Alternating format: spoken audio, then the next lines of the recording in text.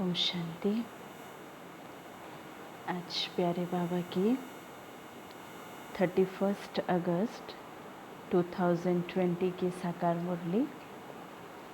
बाबा आज कह रहे, मीठे बच्चे, बाप से ऑनेस्ट रहो, अपना सच्चा सच्चा चार्ट रखो, किसी को भी दुख ना दो, एक बाप की श्रेष्ठ मत पर चलते रहो। आज की पूरी मुरली बहुत अच्छी धारणा युक्त मुरली है, जिसमें आज बाबा मूल 4 चीज़ों के ऊपर इम्पोर्टेंस दे रहे हैं। बाबा से ऑनेस्ट रहो, सच्चा सच्चा चार्ट रखो, किसी को भी दुख ना दो और एक बाप की श्रेष्ठ मत पर चलते रहो। आज की मुरली का प्रश्न, जो पूरे 84 जन्म लेने वाले हैं उनका पुरुषार्थ क्या होगा? जो पूरे 84 जन्म लेने वाले हैं उनका पुरुषार्थ क्या होगा? पूरे 84 जन्म अर्थात सतयुग की पहली जन्म से ही शुरू होगा 84 जन्म अर्थात, तो उनका पुरुषार्थ भी ऐसा तो लगता है कि कोई साधारण पुरुषार्थ तो नहीं होगा। अब बाबा ने क्या कहा? बाबा कहते कि उनका विशेष पुरुषार्थ नर से नारायण बनने का होगा। उनका विशेष पुरुषार्थ अर्थात विशेष जो मेहनत है, एफर्ट्स है, वो किस में देंगे? नर से नारायण बनने के लिए देंगे। अपनी कर्मेंद्रियों पर उनका पूरा कंट्रोल होगा। अपनी कर्मेंद्रियों के ऊपर उनका पूरा कंट्रोल होगा, क्योंकि बाबा वर्तमान समय हम बच्चों को क्या कहते हैं? जो अभी स्वराज्य अधिकारी होंगे वह भविष्य विश्व राज्य अधिकारी बनेंगे। स्वराज्य अधिकारी अर्थात कि वर्तमान अगर आत्मा अपने कर्मेंद्रियों के ऊपर अगर जीत पा लेती है तो सतयुगी दुनिया में भी उस आत्मा का पद वैसे ही होगा। उनकी आँखें क्रिमिनल नहीं होंगी। अगर अब तक भी किसी को देखने से विकारी ख्यालात आते हैं, क्रिमिनल आई होती है, तो समझो पूरे 84 जन्म लेने वाली आत्मा नहीं है। बता दिया बाबा ने 84 जन्म लेने वाली आत्मा कौन हो सकती है और कौन नहीं हो सकती है। आज का गीत है, इस पाप की दुनिया से कहीं दूर ले चलो। ओम शांति। मीठे मीठे रूहानी बच्चे जानते हैं कि यह पाप की दुनिया है। पुण्य की दुनिया को भी मनुष्य जानते हैं। मुक्ति और जीवन मुक्ति पुण्य की दुनिया को कहा जाता है। मुक्ति भी पुण्य की दुनिया, तो बाबा कहते जीवन मुक्ति भी पुण्य की दुनिया है। वहाँ पाप होता नहीं, पाप होता है दुख धाम रावण राज्य में। दुख देने वाले रावण को भी देखा है। बाबा कहते रावण कोई चीज़ नहीं है, फिर भी एफिजी जलाते हैं। उसकी रूप रंग कैसा बना देते, पूरा एकदम भयंकर रूप दिखाते हैं ना, 10 शीश वाला रावण। बाबा ने कहा रावण कोई चीज़ नहीं है, फिर भी एफिजी जलाते हैं। बच्चे जानते हैं कि हम इस समय रावण राज्य में है, परंतु किनारा किया हुआ है। रावण राज्य में है, परंतु बाबा कह रहे हैं कि इस रावण राज्य से हमने किनारा किया हुआ है। अभी हम पुरुषोत्तम संगम युग पर हैं। हम क्या कहेंगे कि हम अभी वर्तमान कलयुग में नहीं हैं, लेकिन हम ब्राह्मण आत्माएं कहेंगे कि वर्तमान हम सभी संगम युग पर हैं। बच्चे जब यहाँ आते हैं तो बुद्धि में ये है, हम उस बाप के पास जाते हैं जो हमको मनुष्य से देवता बनाते हैं, सुख धाम का मालिक बनाते हैं। सुख धाम का मालिक बनाने वाला कोई ब्रह्मा नहीं है, कोई भी देहधारी नहीं है। सुख धाम का मालिक बनाने वाला कोई ब्रह्मा नहीं है या कोई भी देहधारी नहीं है। वह है ही शिव बाबा जिसको देह नहीं है। वो है ही शिव बाबा जिसको देह नहीं है। देह तुमको भी नहीं थी। कब नहीं थी बाबा कह रहे होंगे? जब आत्मा परम धाम में है तो आत्मा बिना देह का, बिना शरीर का है। बाबा कह रहे हैं कि देह तुमको भी नहीं थी, परंतु तुम फिर देह लेकर जन्म मरण में आते हो तो तुम समझते हो हम बेहद के बाप के पास जाते हैं और वह हमको श्रेष्ठ मत देते हैं। तो तुम ऐसा पुरुषार्थ करने से स्वर्ग का मालिक बन सकेंगे। बैठे बैठे नहीं बन जाएंगे। कुछ बनने के लिए फिर उसके पीछे उतना मेहनत भी करना पड़ता है। अब बाबा कहते स्वर्ग का मालिक बनना ये कोई छोटी सी चीज़ तो नहीं है, फिर उसके लिए भी उस प्रकार का चिंतन मंथन भी होना चाहिए। स्वर्ग को तो सभी याद करते, समझते हैं कि नई दुनिया जरूर है, वह भी जरूर कोई स्थापन करने वाला है, क्योंकि नर्क भी कोई स्थापन करते हैं। तुम्हारा सुख धाम का पाठ कब पूरा होता है वह भी तुम जानते हो और किसी को भी नहीं पता। सुख धाम का पाठ कब पूरा होता है वो भी तुम जानते हो। फिर रावण राज्य में तुम दुखी होने लगते हो, है ना। और इस दुख धाम का भी पाठ कब पूरा होने वाला है वो भी हम बच्चे जान गए हैं। बाबा कहते कि इस समय ये है दुख धाम, भल कितने भी करोड़पति, फिर बाबा कहते पदमपति हो, परंतु पतित दुनिया तो बाबा ने कहा ज़रूर कहेंगे, कलयुग ही तो कहेंगे ना। भले कोई कितना भी पदमपति हो, करोड़पति हो, कोई भी हो, है ना। अब ये दुनिया को कलयुग बोल करके हम सतयुग तो नहीं कह सकते। बाबा भी इसलिए क्या कह रहे हैं कि परंतु पतित दुनिया तो ज़रूर कहेंगे ना। यह और कौन सी दुनिया है, और भी बाबा डेप्थली सुना रहे। बाबा कह रहे हैं कि यह कंगाल दुनिया है, ये दुखी दुनिया है ना। बेघर बन चुके हो बाबा कह रहे हैं ना। बाबा कहते भल कितने भी बड़े बड़े मकान हैं, सुख के सब साधन हैं, तो भी कहेंगे कि पतित पुरानी दुनिया है। सुख के कितने भी अच्छे साधन क्यों ना हो, तब भी हम कहेंगे कि यह पतित दुनिया है, ये पुरानी दुनिया है, ये कलयुगी दुनिया है। कोई भी नहीं कहेगा कि ये नई दुनिया है, ये सुख की दुनिया है, ये सतयुगी दुनिया है। बाबा कह रहे हैं कि विषय वैतरणी नदी में गोता खाते रहते हैं। इस पुरानी पतित दुनिया में मनुष्य आत्माएं विषय विकारों में गोता खा रहे हैं। ये भी नहीं समझते कि विकार में जाना पाप है। कहते हैं कि इसके बिगैर सृष्टि वृद्धि को कैसे पाएगी। इस सोच के आधार से इस पतित दुनिया के मनुष्य आत्माएं चल रहे हैं। बुलाते भी हैं, हे भगवान, हे पतित पावन, आकर इस पतित दुनिया को पावन बनाओ। आत्मा कहती है यह शरीर द्वारा, क्या कह रही है कि हे भगवान, हे पतित पावन, आकर इस पतित दुनिया को पावन बनाओ, क्योंकि आत्मा ही पतित बनी है। इसलिए ये आत्मा पुकार रही है, तब तो पुकारती है, क्योंकि स्वर्ग में बाबा कहते एक भी पतित होते नहीं, तो इसलिए स्वर्ग में कोई भगवान को पुकारने की बातें होती ही नहीं है।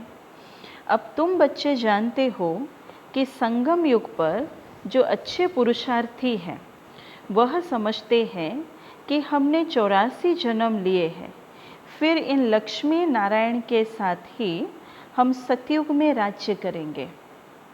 जो 84 जन्म जिन्होंने लिया हुआ है उनको एक बात तो समझ में आ गया कि हम इन लक्ष्मी नारायण के साथ ही सतयुग में राज्य करेंगे। एक ने तो 84 जन्म नहीं लिया है ना, बाबा कहते कोई एक आत्मा तो 84 जन्म नहीं लिए। इसलिए बाबा कह रहे हैं कि राजा के साथ वहाँ प्रजा भी चाहिए। सतयुगी दुनिया में कोई एक राजा से सतयुगी दुनिया चलने वाली नहीं है। एक राजधानी को चलाने के लिए राजा रानी के साथ प्रजा भी चाहिए। तो तुम ब्राह्मणों में भी नंबरवार हैं। कोई राजा रानी बनते हैं तो बाबा कहते कोई प्रजा बनते हैं। आधार ये मुरली है, इसी 4 पन्ने की मुरली के आधार से कोई विश्व का महाराजा महारानी बन रहे हैं। इसी मुरली के आधार से कोई राजा रानी का पद ले रहे हैं, इसी मुरली के आधार से फिर कोई दास दासी भी बनते हैं।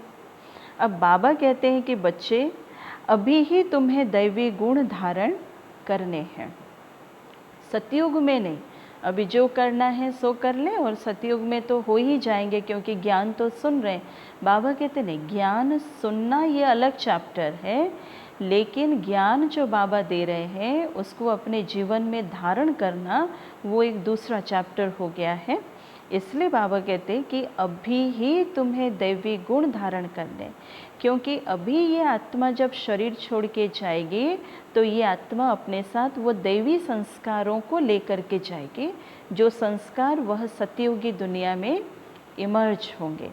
बाबा कह रहे हैं कि ये आँखें क्रिमिनल है, कोई को देखने से फिर विकार की दृष्टि जाती है, तो उनके 84 जन्म नहीं होंगे, बाबा कह रहे हैं। ये भी बहुत सूक्ष्म चेकिंग पॉइंट है ना। एक बार हम सभी अपनी अपनी दृष्टि को चेक कर लें, क्या हमारी दृष्टि शीतल है, या अभी तक भी हमारी दृष्टि हमें ही धोखा दे रही है। अर्थात कहीं मेरी ये आँखें क्रिमिनल तो नहीं है, किसी को देख करके मेरी आँखें चलायमान तो नहीं हो रही है। अब बाबा कह रहे हैं कि वह नर से नारायण बन नहीं सकेंगे। फिर बाबा फिर पीछे नहीं लग पड़ते हैं कि क्यों क्रिमिनल आई, क्या क्यों क्रिमिनल आई बनाया, बाबा इसमें नहीं लगेंगे। बाबा पूरी मुरली को सुना करके, पॉइंट को समझा करके बाबा फिर कह देंगे कि जो करेगा सो पाएगा, वही फिर नर से नारायण बनेंगे। बाबा कहते जब इन आँखों पर जीत पा लेंगे, सबसे पहली जो कर्मेंद्रियां हैं, सबसे पहली कर्मेंद्रियां हमें धोखा देने वाली है यह आँखें। इसलिए बाबा कह रहे हैं कि जब इन आँखों पर जीत पा लेंगे तब कर्मातीत अवस्था होगी। सारा मदार बाबा कहते हैं आँखों पर है, सारा मदार बाबा ने कहा आँखों पर है, क्योंकि आँखें ही धोखा देती है। तो आत्मा इन खिड़कियों से देखती है, इसमें तो डबल आत्मा है। ब्रह्मा बाबा के तन में है ना, शिव बाबा भी विराजमान है, तो डबल आत्मा हो गई। और आत्मा किससे देखती है, ये दो आँखें आत्मा की खिड़कियाँ हो गए।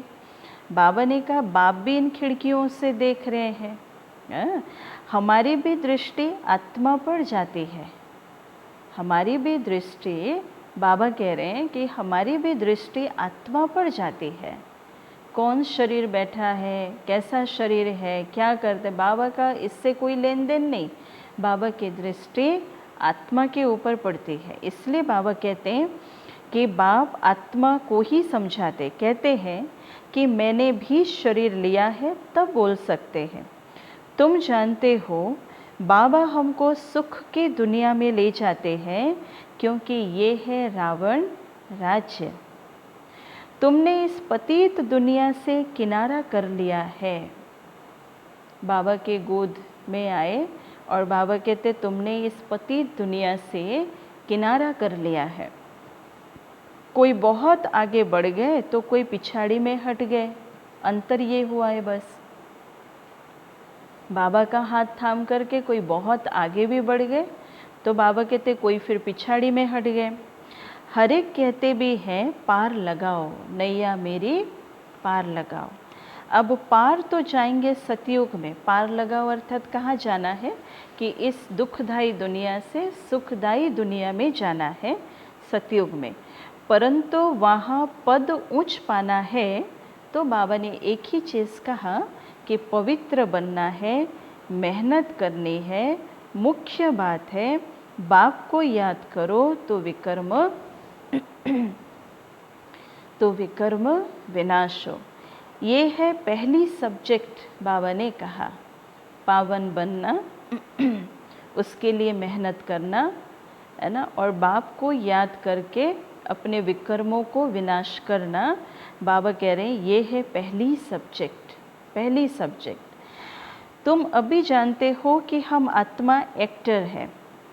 पहले पहले हम सुखधाम में आए, फिर अब दुखधाम में आए हैं।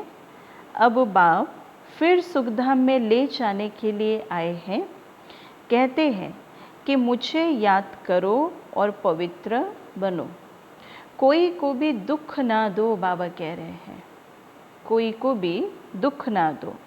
एक दो को बहुत दुख देते रहते हैं, और दुख देने का भी कारण क्या है? यह जो विकार हमारे अंदर बैठा हुआ है।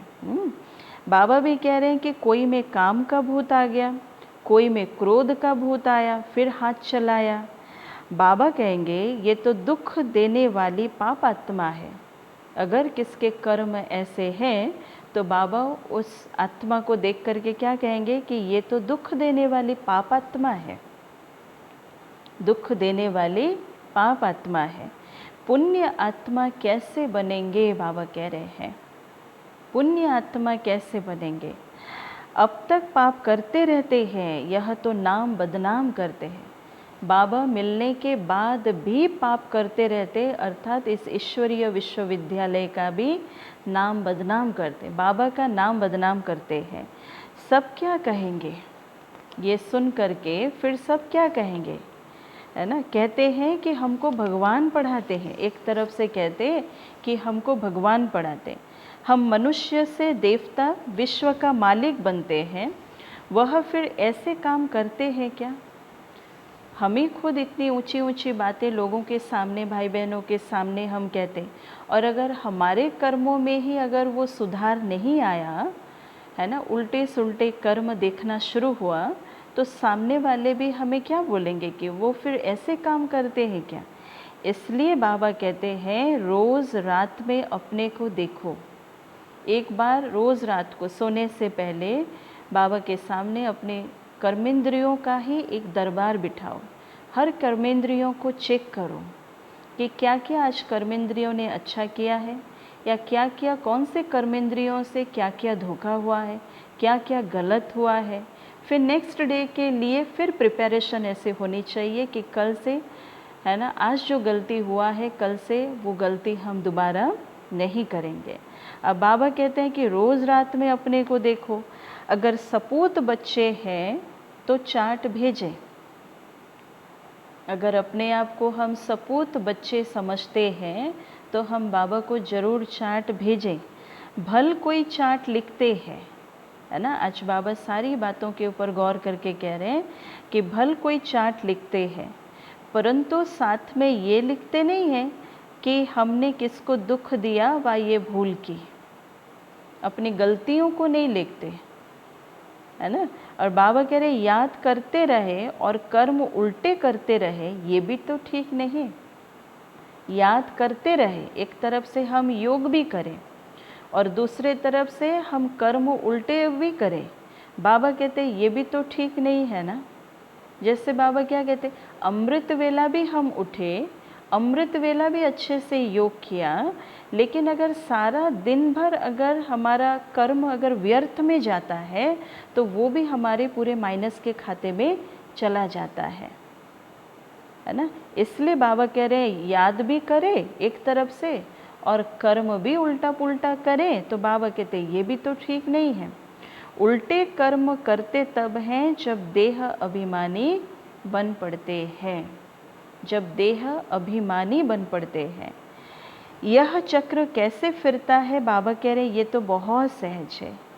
एक दिन में भी टीचर बन सकते हैं, एक दिन में भी आप टीचर बन सकते हो। बाबा कहते बाप तुमको 84 का राज समझाते हैं, टीच करते हैं, फिर जाकर उस पर मनन करना है। बाबा ने कहा फिर जाकर उस पर मनन करना है। हमने 84 जन्म कैसे लिए? किस पर मनन करना है कि हमने 84 जन्म कैसे लिए। उस सिखलाने वाले टीचर से दैवी गुण भी जास्ती धारण कर लेते हैं, उस सिखलाने वाले टीचर से दैवी गुण भी जास्ती धारण कर लेते, और बाबा सिद्ध कर बतला सकते हैं, दिखाते हैं कि बाबा हमारा ये चार्ट देखो। बच्चे बाबा को दिखाते हैं कि बाबा ये हमारा चार्ट देखो, हमने जरा भी किसी को दुख नहीं दिया है। हाँ, बाबा कहेंगे ये बच्चा तो बहुत मीठा है, बड़ा मीठा है। सच तो बिठो नच ना, सच्चे दिल पर बाबा कहते साहेब राजे। जो सच है, अच्छा हो या बुरा हो, सच्चे दिल से अगर बाबा को बता दिया तो सच्चे दिल पर साहेब राजे। बाबा को भी समझ में आ जाता है कि ये आत्मा अपनी गलती को स्वीकार कर रहा है, बता करके स्वीकार कर रहा है। अब बाबा कह रहे अच्छी खुशबू निकाल रहे हैं। टीचर बनना तो बाबा कहते हैं सेकंड का काम है। टीचर से भी स्टूडेंट याद की यात्रा में तीखे निकल जाते हैं। टीचर से भी स्टूडेंट याद की यात्रा में तीखे निकल जाते तो टीचर से भी वह उच्च पद पाएंगे।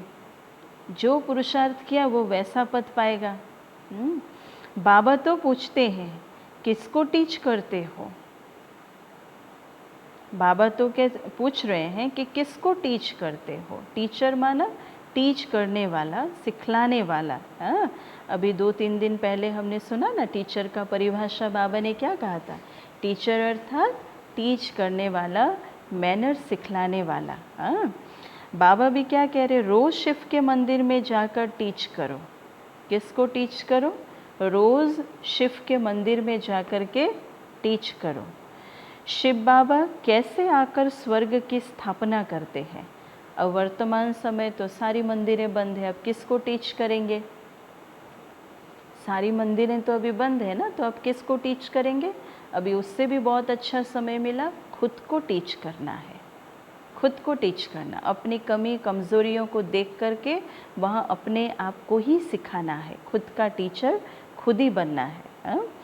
तो शिव बाबा कैसे आकर स्वर्ग की स्थापना करते हैं, स्वर्ग का मालिक बनाते। समझाना बहुत ही सहज है। बाबा को चार्ट भेज देते हैं कि बाबा हमारी अवस्था ऐसी है। बच्चे अपनी अवस्था का, मन की अवस्था का चार्ट बाबा तक पहुंचाते हैं। तो बाबा पूछते हैं कि बच्चे कोई विकर्म तो नहीं करते हो। बाबा को भेजा तो बाबा भी पूछ रहे हैं कि बच्चे कोई विकर्म तो नहीं करते हो। क्रिमिनल आई उल्टा सुल्टा काम तो नहीं कराती है। अपने मैनर्स, अपने कैरेक्टर्स देखने हैं, है ना। दोनों चीज़ अलग अलग है। मैनर्स अलग है तो कैरेक्टर्स अलग है। मैनर्स वो व्यवहार है, कैरेक्टर अपना चरित्र है। ठीक है। अब बाबा भी कहते हैं चाल चलन का सारा मदार आँखों पर है। अपने चाल चलन का सारा मदार बाबा कहते अपनी आँखों पर है। हाँ, तो आँखें अनेक प्रकार से धोखा देती है। जरा भी बिगर पूछे चीज़ उठाकर खाया तो वो भी बाबा कहते होंगे। जरा भी बिगर पूछे चीज़ उठाकर खाया तो क्या बोलेंगे? बाबा कहते खाया तो वह भी पाप बन जाता है। किसके लिए बाबा कह रहे हैं? अब जैसे आप अपने परिवार में रह रहे हो तो आपकी पूरी अथॉरिटी है, चीज़ें लेकर के खाना वो आपको पूरी अथॉरिटी है। लेकिन अभी जैसे हम संगठन में रह रहे हैं, इस संगठन के अंदर बाबा ने हमें कुछ नियम और मर्यादाओं की रेखा में बाबा ने हम बच्चों को बांधा है। तो अब ये नियम और मर्यादा इस भोजन के ऊपर, खाने पीने की चीज़ों के ऊपर भी जाता है। क्योंकि फिर क्या होगा, एक को देख करके फिर दूसरा करना शुरू कर देगा, दूसरे को देख करके और 3 आत्माएं करना शुरू कर देंगे। इसलिए बाबा ने कहा, बाबा कहते जरा भी बिगर पूछे चीज़ उठाकर खाया तो वह भी पाप बन जाता है, क्योंकि बिगर छुट्टी के उठाई ना, बिगर छुट्टी के उठाई ना। बाबा हमें संपूर्ण डिसिप्लिन बनाना चाहता है। इसलिए बाबा कहते देखो यहाँ कायदे बहुत हैं, बाबा के घर पे कायदे बहुत हैं। लौकिक में कैसे एकदम फ्री बर्ड होकर के रहते हैं ना लौकिक में, लेकिन जब अलौकिक में आते हैं तो यहाँ पर संपूर्ण रीति से एक नियम और मर्यादा पूर्वक होकर के हमें चलना पड़ता है। पूरा फुल डिसिप्लिन लाइफ होती है हमारा, और वो भी हमारे लिए एक सुरक्षा का कवच बन जाता है।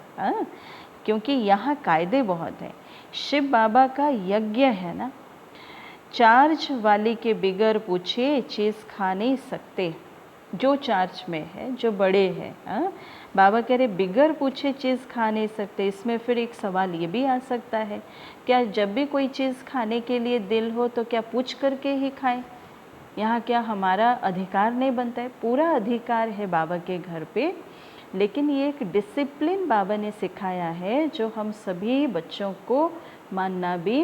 अगर कोई एक आत्मा डिसिप्लिन को तोड़ते हैं तो फिर उनको देख करके अनेक आत्माएं भी ऐसे शुरू कर देंगे। इसलिए बाबा ने कहा, बाबा कहते चार्ज वाली के बिगर पूछे चीज़ खा नहीं सकते, क्योंकि एक खाएंगे तो और भी ऐसे करने लग पड़ेंगे। देखो बाबा खुद कह रहे हैं, तो वो वातावरण कैसा बनेगा? हाँ, बाबा भी कहते खाने पीने के लिए मना नहीं है, लेकिन बाबा कहते हैं जो एक डिसिप्लिन है उस डिसिप्लिन के आधार से हमें यहाँ चलना है खुशी खुशी से।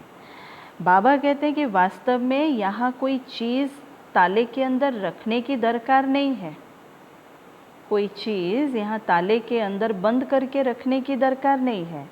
लॉ कहता है इस घर के अंदर किचन के सामने कोई भी अपवित्र आने नहीं चाहिए। विशेष धारणा युक्त बात है ये। बाबा ने क्या कहा, ये नियम कहता है कि इस घर के अंदर, और वो भी कहाँ पर, किचन के सामने, है ना, कोई भी अपवित्र आने नहीं चाहिए, घुसना ही नहीं चाहिए, किचन के अंदर नहीं घुसना चाहिए, ये नियम नहीं कहता है। और भी सेवाएं हैं बाबा के घर पे, भले और सेवाएं करके जाएं, लेकिन किचन के अंदर वह जो पवित्रता की धारणा नहीं करते हैं वह आत्माएं नहीं आ सकते। हाँ?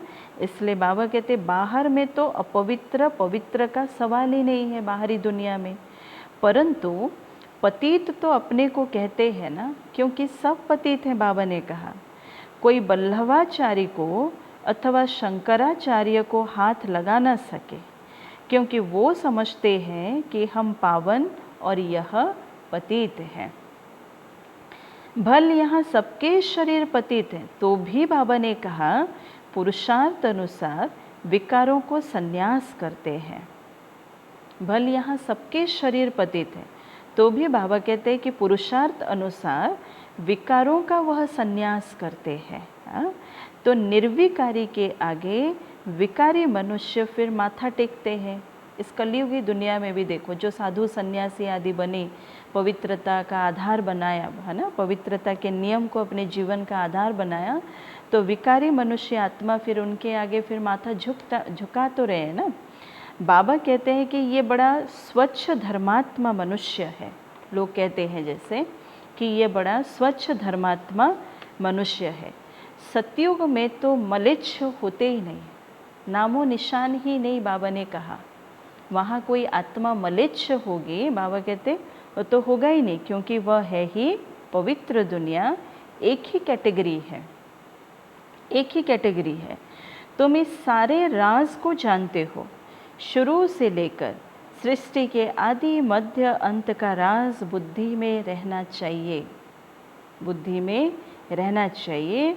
हम सब कुछ जानते हैं, बाकी कुछ भी जानने का रहता ही नहीं, क्योंकि रचता बाप को जाना, सूक्ष्म वतन को जाना, भविष्य मर्तव्य को जाना, जिसके लिए ही पुरुषार्थ करते हो। फिर अगर चलन ऐसी हो जाती है तो बाबा ने कहा कि ऊंच पद पा नहीं सकेंगे, है ना। अगर चलन में अगर थोड़ा सा गड़बड़ हुआ तो बाबा कहता सीधा हमारे वो पद के ऊपर प्रभाव पड़ता है। जो पद पाने वाले होंगे वो पद और नहीं मिलेगा। किसको दुख देते, फिर बाबा कहते विकार में जाते या बुरी दृष्टि रखते हैं तो ये भी पाप है, ये भी पाप है। अव्यक्त मुरली में बाबा ने इतना दूर तक भी कह दिया कि बातों को अगर कोई आत्मा फैलाने का संस्कार है, किसी आत्मा के अंदर अगर बातों को फैलाने का भी संस्कार है ना, तो वह भी पाप कर्मों के खाता में जाता है। देखो कितनी सूक्ष्म चीज़ बाबा ने कहा है। किसी किसी आत्मा का स्वभाव या संस्कार भी कहते हैं ना, छोटी सी भी बात होगी लेकिन उनके अंदर कौन से संस्कार है, उस बात को फैलाना। जब तक वो 15-20 लोगों के सामने ना बोल दे, जैसे उनको शांति नहीं पहुंचेगी, चाहे कोई भी बात हो, हाँ, अब बाबा भी देखो कहते हैं कि ये भी पाप है, किसी को दुख देना, विकार में जाना, है ना। बाबा कहते फिर किसी के प्रति बुरी दृष्टि रखना, दृष्टि बदल जाए ये बड़ी मेहनत है। दृष्टि बहुत अच्छी चाहिए, आंखें देखती है, ये क्रोध करते हैं तो खुद भी फिर लड़ पड़ते हैं। शिव बाबा में फिर जरा भी लव नहीं, याद ही नहीं करते।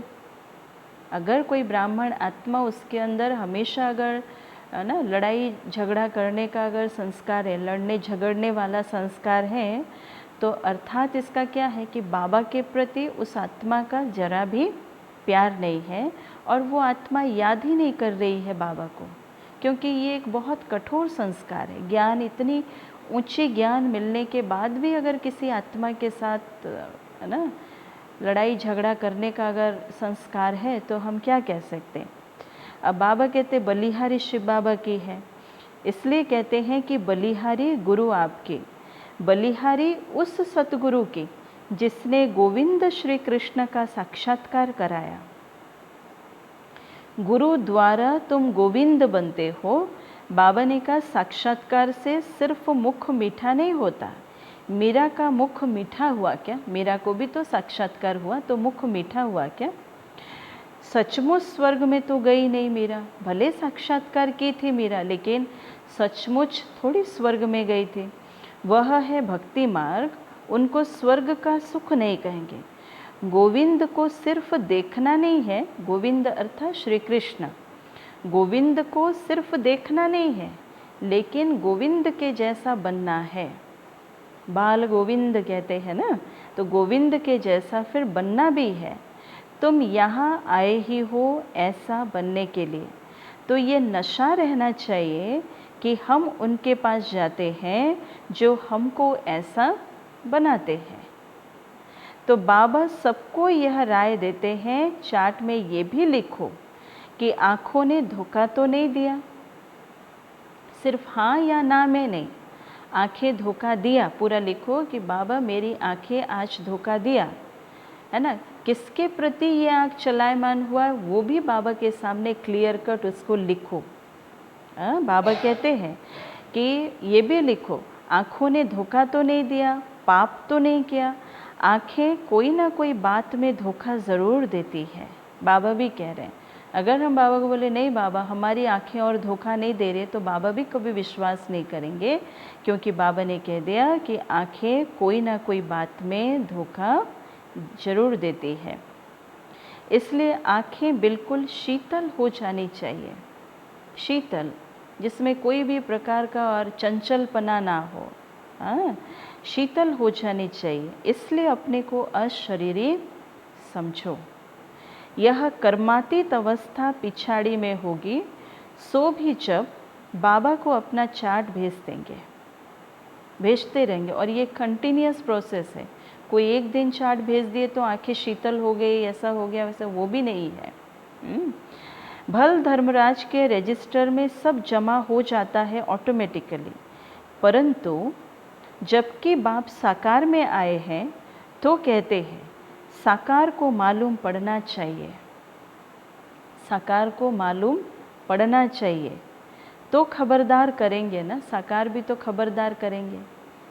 इसलिए ब्रह्मा बाबा के सामने बच्चे पूरी सारी चीज़ें, है ना, बातें खोल के ब्रह्मा बाबा के सामने करते थे कि बाबा आज ये हुआ, बाबा ऐसा हुआ, ये चल रहा है, ऐसा चल रहा है। अब बाबा कह रहे क्रिमिनल आए अथवा देह अभिमान वाला होगा तो वायुमंडल को अशुद्ध कर देंगे। फिर यहाँ बैठे भी बुद्धि योग बाहर चला जाता है, क्योंकि माया बहुत धोखा देती है और मन बहुत तूफानी है। माया भी धोखा देती है, तो बाबा भी क्या कहते हैं कि ये मन बहुत तूफानी है। इसलिए कितनी मेहनत करनी पड़ती है ये बनने के लिए। बाबा के पास आते हैं कि बाबा ज्ञान का श्रृंगार कराते हैं आत्मा को। बाबा के पास जाते हैं, बाबा ज्ञान का श्रृंगार कराते हैं आत्मा को। समझते हो कि हम आत्मा ज्ञान से पवित्र होंगे, और फिर शरीर भी पवित्र मिलेगा। इसलिए हम साल भर में मधुबन जाते हैं। तो कारण भी क्या है, बाबा से शक्ति भरने के लिए जाते हैं। इसलिए कहा जाता है ना कि साल भर में जो जितनी बार चाहो मधुबन जा सको। अभी की तो बात ही अलग है ना, चारों तरफ से जाना आना बंद हो गया है। लेकिन मधुबन जाने की बात जब करते हैं तो हम सबको क्या कहते हैं कि साल भर में जितनी बार हो सके मधुबन जाओ, क्योंकि वो एक ऐसा स्थान है जहाँ सारे विश्व भर में अगर ऐसा स्थान ढूंढेंगे तो हमें मिलने वाला तो नहीं है। अब बाबा भी क्या कह रहे हैं कि बाबा के पास आते हैं, बाबा ज्ञान का श्रृंगार कराते हैं आत्मा को, फिर शरीर भी पवित्र मिलेगा।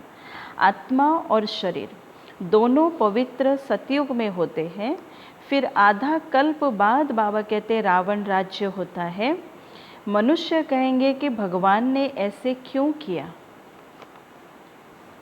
मनुष्य कहेंगे कि भगवान ने ऐसे क्यों किया, आधा कल्प सुख दिया तो आधा कल्प दुख दिया, तो मनुष्य ने ऐसा क्यों, भगवान ने ऐसा क्यों किया।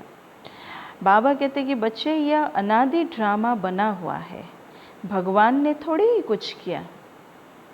भगवान तो आता ही है सुख देने के लिए, सुख दिया भी है ना। धीरे धीरे हम अपने आप को भूलने के कारण, अपने विकारों के अंदर फंसने के कारण फिर हम उल्टे सुल्टे कर्म करना शुरू कर दिए। बाबा कह रहे हैं कि सतयुग में होता ही है एक देवी देवता धर्म। कोई कोई कहते हैं ऐसे भगवान को हम याद ही क्यों करें, लेकिन तुम्हारा दूसरे धर्म से कोई मतलब नहीं। जो कांटे बने हैं वही आकर फूल बनेंगे, जैसे भी करके। जो सतयुगी आत्मा होगी वो आत्मा कुछ भी हो जाए वो बाबा का बनकर के ही रहेगी, कोई रोक नहीं सकता। वो आत्मा खुद भी अपने आप को नहीं रोक सकती। तो मनुष्य कहते हैं क्या भगवान सिर्फ भारतवासियों को ही स्वर्ग में ले जाएंगे। मनुष्य फिर कहते हैं क्या भगवान सिर्फ भारतवासियों को ही स्वर्ग में ले जाएंगे। हम मानेंगे नहीं। भगवान को भी दो आंखें हैं क्या। कैसे सवाल देखो, जब ये ज्ञान को सुनते हैं इस रीति से, कैसे सवाल। हाँ, उनको भी उतनी युक्ति से भी समझाना पड़ेगा ना। क्या सिर्फ भारतवासियों को ही स्वर्ग में ले जाएंगे, क्या और कोई नहीं आएंगे, है ना। बाबा कहते परंतु यह तो ड्रामा बना हुआ है, ये ड्रामा ऐसे ही बना हुआ है, लेकिन बात ये नहीं है कि सिर्फ भारतवासी ही स्वर्ग में जाएंगे। बाबा पूरे विश्व की आत्माओं के लिए आया हुआ है। अब जो आत्मा बाबा को पहचाने वही आत्मा स्वर्ग में जाएगी, चाहे वो भारत देश में रह रही हो, चाहे कोई और देश में क्यों ना रह रही हो। बाबा कहते जब सब स्वर्ग में आए तो फिर अनेक धर्मों का फिर पाठ कैसे चले। स्वर्ग में इतने करोड़ तो होते ही नहीं। तो पहली पहली मुख्य बात भगवान कौन है उनको तो समझो। और बातों में जाने से पहले भगवान कौन है उनको तो समझो, क्योंकि ये नहीं समझा है तो अनेक प्रश्न करते रहेंगे। जब तक ये नहीं समझा है परमात्मा का चैप्टर, तब तक अनेक प्रश्न करते रहेंगे। अपने को आत्मा समझेंगे तो कहेंगे ये तो बात ठीक है, हमको पतित से पावन तो जरूर बनना है, याद करना है उस एक को। सब धर्मों में भगवान को याद करते हैं ना। तुम बच्चों को अभी ये ज्ञान मिल रहा है, बाबा ने कहा। तुम समझते हो यह सृष्टि चक्र कैसे फिरता है। तुम कितना प्रदर्शनी में भी समझाते हो, लेकिन निकलते बिल्कुल थोड़े हैं। कोई में भी कोई निकलते हैं, और उसमें भी कोई गारंटी नहीं दे सकते कि ये पूरा लास्ट तक बाबा का हाथ पकड़ कर के रहेंगे, क्योंकि सतयुगी संख्या भी तो बहुत कम है। हाँ, बाबा कह रहे हैं कि परंतु ऐसे थोड़ी कहेंगे, इसलिए करनी नहीं चाहिए। ड्रामा में था, किया, कहाँ निकलते भी हैं प्रदर्शनी से, कहाँ नहीं भी निकलते हैं। आगे चल आएंगे, उच्च पद पाने का पुरुषार्थ भी बाबा ने कहा करेंगे। कोई को कम पद पाना होगा तो कैसा पुरुषार्थ करेगा फिर। कोई को अगर कम पद पाना होगा तो फिर उसका पुरुषार्थ भी कैसा होगा, इतना पुरुषार्थ थोड़ी कर सकेंगे। तो बाबा बच्चों को फिर भी समझाते हैं, विकर्म कोई भी नहीं करो, किसी को दुख देना भी, उल्टे सुल्टे बोल बोल करके भी अगर हम किसी को दुख देते हैं तो वो भी विकर्म है। कई बार उल्टे सुल्टे शब्दों का भी हम प्रयोग करते हैं, वो भी हमारा ही विकर्म बनता है। जिसको बोला उसके ऊपर कोई विकर्मों का खाता नहीं चढ़ा, है ना, जो बोला उसके ऊपर विकर्म का खाता चढ़ जाता है। ये बात बहुत बड़ी समझने की है। कई बार क्रोध में आकर के, कई बार ईर्ष्या में आकर के, द्वेष में आकर के सामने वाले को जो मुंह में आया हम उसे बोलते जाते हैं ना, तो फिर विकर्म किसके खाते में जा रहा है? उस आत्मा के खाते में जो बोल रहा है। अब बाबा भी कह रहे हैं कि विकर्म कोई नहीं करो। यह भी नोट करो कि हमने किसी को दुख तो नहीं दिया, हमने किसी को दुख तो नहीं दिया, क्योंकि हम हमेशा अपनी जगह पर खड़े होकर के हम हमेशा ये समझ लेते कि हम राइट हैं और सामने वाला गलत है ना। और दुख दे भी दिया तो उस जगह पर भी हम क्या कहते कि हाँ हमें तो बोलना ही था, और हम ऐसे ही बोलते रहेंगे। जब तक उससे कुछ ऐसा नहीं होता है तब तक हम ये बोलते रहेंगे, ऐसा ही होता है ना। तो अब बाबा कहते हैं कि विकर्म कौन कर रहा है, ये भी तो देखना है ना। सूक्ष्म में सुन रहा है जो, उसका विकर्म का खाते में जा रहा है, या जो सुना रहा है वो विकर्म कर रहा है। बाबा ने कहा कोई से लड़ा झगड़ा तो नहीं, ये भी चेक कर लो, उल्टा सुल्टा तो नहीं बोला, कोई अकर्तव्य कार्य तो नहीं किया। बाबा कहते हैं विकर्म जो किए हैं सो लिखो, विकर्म जो किए हैं सो लिखो। यह तो जानते हैं कि द्वापर से लेकर के विकर्म करते अभी बहुत विकर्मी बन गए हैं। बाबा ने कहा विकर्म करते करते बहुत विकर्मी बन गए। बाबा को लिख कर देने से बोझा हल्का हो जाएगा, है ना। अब लिखेगा भी कौन? जो खुद रियलाइज़ करेगा कि हाँ ये गलत हुआ है, ये मैंने विकर्म किया है, तो वही बाबा को लिखेगा ना, पत्र लिखेगा ना, बाबा के सामने स्वीकार करेगा ना। अब जिसको कुछ रियलाइज़ हो ही नहीं रहा है, वो सोच रहा है कि हाँ हम जो बोले वो सही है, हमको तो बोलना ही चाहिए और हम बोलेंगे भी ऐसे, तो वो थोड़ी बाबा के सामने कभी ना स्वीकार करेंगे, और लिखना तो बहुत दूर की फिर बात हो जाएगी। बाबा को लिख कर देने से बाबा कहते बोझा हल्का हो जाएगा। लिखते हैं कि हम किसको दुख नहीं देते। बाबा कहेंगे अच्छा चार्ट लेकर आना तो देखेंगे। बच्चे बाबा को कह रहे हैं कि बाबा हम किसी को दुख नहीं देते, तो बाबा भी क्या कहते, चार्ट लेकर के आना तो देखेंगे। बाबा बुलाएंगे भी ऐसे अच्छे बच्चे को, हम देखें तो सही, है ना। इतने अच्छे बच्चे हैं, मैं भी तो देखूं जरा। सपूत बच्चों को बाप बहुत प्यार करते हैं। बाबा जानते हैं अभी कोई संपूर्ण बना नहीं है। बाबा हर एक को देखते हैं कि कैसे पुरुषार्थ करते हैं। बच्चे चार्ट नहीं लिखते हैं तो ज़रूर कुछ खामियां हैं जो बाबा से छिपाते हैं। चार्ट ना लिखने का कारण क्या क्या हो सकता है? एक तो अपनी खुद के अंदर की खामियां, कमी कमज़ोरियां हैं, है ना। इसलिए हम बाबा के सामने बाबा को चार्ट नहीं लिख करके दे पा रहे, नहीं बता पा रहे। खुद के अंदर कोई ना कोई कमी कमज़ोरियां हैं, इसलिए हम बाबा से छिपाते भी हैं। और कई बार क्या अपना अभिमान के चलते भी हम नहीं लिखते कि हाँ हम और कितना लिखेंगे, चलो हम जो चल रहे हैं जैसे चल रहे हैं ठीक ठाक है, इससे और नहीं हो सकता। ये भी है कई बार कारण बन जाता है। बाबा क्या कहते कि सच्चा ऑनेस्ट बच्चा उनको ही समझता हो जो चार्ट लिखते हैं। चार्ट के साथ फिर बाबा कहते मैनर्स भी चाहिए। चार्ट तो लिख दिया कि बाबा आज हाँ हमने इनको दुख दिया, आज हमने ऐसा बोला कि वो बहुत दुखी हो गए, और उसके पश्चात भी फिर हमारे कोई मैनर्स में कोई सुधार भी नहीं है, तो बात वो भी नहीं है। अब बाबा कहते हैं कि चार्ट भी लिखो और मैनर्स को भी सुधारो, तब बात आए।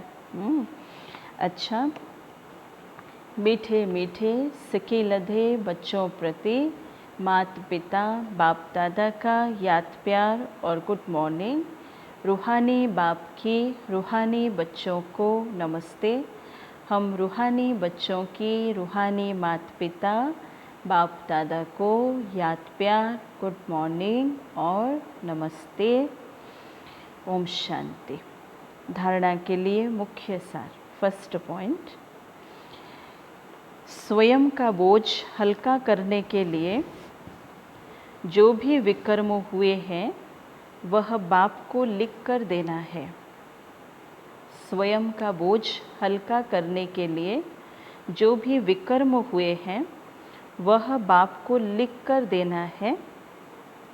अब किसी को भी दुख नहीं देना है, सपूत बनकर रहना है, सपूत बनकर रहना है। सेकंड पॉइंट, अपनी दृष्टि बहुत अच्छी बनानी है। कैसी दृष्टि बनाओ? आज बाबा कहते दृष्टि हमारी शीतल हो जाए, आंखें धोखा ना दे, इसकी संभाल करनी है। अपने मैनर्स बहुत बहुत अच्छे रखने हैं। काम क्रोध के वश हो कोई भी पाप नहीं करने हैं। आज का वरदान, बीती को चिंतन में ना लाकर, बीती को चिंतन में ना लाकर फुल स्टॉप लगाने वाले तीव्र पुरुषार्थी भव। डिटेल्स में बाबा समझा रहे हैं, अभी तक जो कुछ हुआ, अभी तक जो कुछ हुआ उसे फुल स्टॉप लगाओ। बाबा ने कहा बीती को चिंतन में ना लाना यही तीव्र पुरुषार्थ है। जो बीत गई है बात, चाहे एक दिन पहले की बात हो, आधे घंटे की बात हो, 15 मिनट की बात हो, अब बाबा कहते बीती को चिंतन में ना लाना यही तीव्र पुरुषार्थ है। यदि कोई बीती को चिंतन करता है तो समय, शक्ति, संकल्प, तीन चीज़ें, समय, शक्ति और संकल्प, सब वेस्ट हो जाता है। अभी वेस्ट करने का समय नहीं है, क्योंकि संगम युग की 2 घड़ी अर्थात 2 सेकंड भी वेस्ट किया तो अनेक वर्ष वेस्ट कर दिए, है ना। 2 सेकंड भी वेस्ट किया संगम युग का तो बाबा क्या कहते कि अनेक वर्ष वेस्ट कर दिए। इसलिए समय के महत्व को जान, अब बीती को फुल स्टॉप लगाओ, बीती को फुल स्टॉप लगाओ। फुल स्टॉप लगाना अर्थात सर्व खजानों से फुल बनना, सर्व खजानों से फुल बनना, भरपूर बनना। क्योंकि बाबा ने कह दिया कि लास्ट तक हमारे पास कोई ना कोई तो पेपर आते ही रहेंगे, आते ही रहेंगे, जो हमने कभी संकल्प मात्र भी नहीं सोचा होगा। और उस समय पेपर आते समय अगर हम सोच ले कि ये मेरे लिए पेपर है, ये तो आएगा ही आएगा, भले माया मेरे से कोई गलत कर्तव्य भी करा ले, लेकिन ये पेपर तो आएगा ही आएगा, है ना। अब बाबा कहते इस प्रकार के चिंतन से अपने आप को फिर, है ना, बचाना भी चाहिए। ये आएगा, इसलिए मुझे और जास्ती नहीं सोचना है। जैसे हम सोच में फिर लग जाते हैं ना कि मैंने ऐसा क्यों कर दिया, उसने मेरे साथ ऐसा क्यों किया, उन्होंने मुझे ऐसा क्यों कह दिया, कितने लंबे समय तक फिर ये चेन सिस्टम चलता रहता है। अब इसको भी बंद करना है, बाबा ने कहा। और ये होगा, बाबा कहता ये है तीव्र पुरुषार्थी का लक्षण, बाबा ने कहा। स्लोगन है, जब हर संकल्प श्रेष्ठ होगा, जब हर संकल्प श्रेष्ठ होगा तब स्वयं का और विश्व का कल्याण होगा। और एक बार बाबा कह रहे हैं कि जब हर संकल्प श्रेष्ठ होगा, जितनी बार, सारे दिन भर में कितनी बार हम संकल्प चलाते हैं देखो, और जितनी बार संकल्प चलाते हैं वो संकल्प को एक बार चेक कर लेना है कि ये संकल्प श्रेष्ठ संकल्प में गिनती होगी या ये संकल्प व्यर्थ में जाएगा या ये संकल्प साधारण में जाएगा। अब बाबा ने कहा कि जब हर संकल्प श्रेष्ठ होगा तब स्वयं का और विश्व का कल्याण होगा, तब होगा, बाबा कहता, तब वो असर दिखाना, संकल्प फिर असर दिखाना शुरू करेगा, है ना। ओम शांति, ओम शांति, ओम शांति।